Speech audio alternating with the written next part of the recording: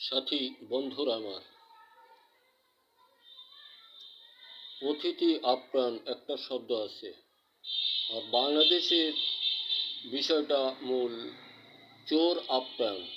দেখুন, বিমানবন্দর থেকে যদি বিমানের চাকা 10টা চুরি করে নেওয়া যায়, কথাটা ভাবার বিষয় আছে।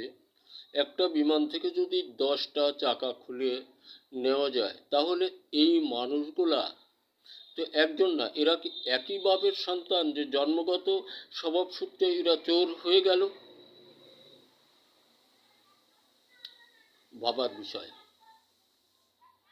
একজন মানুষ কি এই চরিত্রহীনতার হাত হতে রক্ষা পেল না এইগুলা উদ্ঘাটন করার জন্য?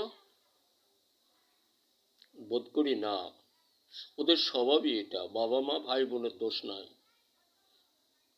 যারা নিয়োগ দিয়েছিলেন, বোধ করি ওনাদের থেকে নিয়োগের অঙ্কটা অনেক অনেক গুণ বেশি নিয়েছিলেন, যে কারণে চাকরির দাতাদের কিছুই করার নেই ওনাদের।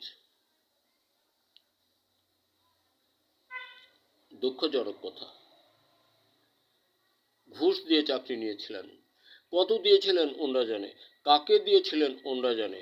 ওনাদেরকে কাস্টোডিওতে নিয়ে এই যে স্বৈরাচার সরকার যে আয়নাঘর করছে, ওখানে একটা রুম ব্যবহার করানো উচিত ওনাদের।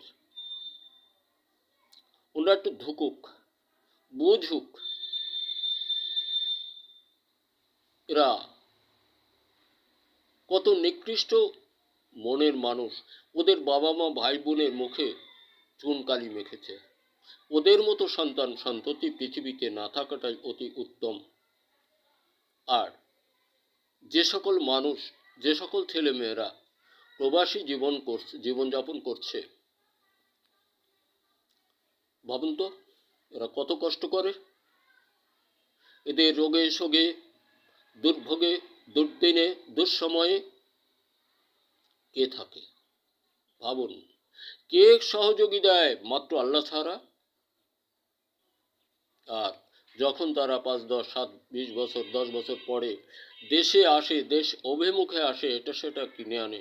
আর এই চোরের বাচ্চা, চোরের জাত, চোরের বনে, চোরের গোষ্ঠী খানকির ছেলেরা ওইখান থেকে চুরি করে, আত্মসাৎ করে, শেষ পর্যন্ত বিমানের চাকাও চুরি করে খালি রে। শালার ছেলে, শালারা, শালার ঘরের শালারা, তোরা কি মানুষ? মানুষের জাত?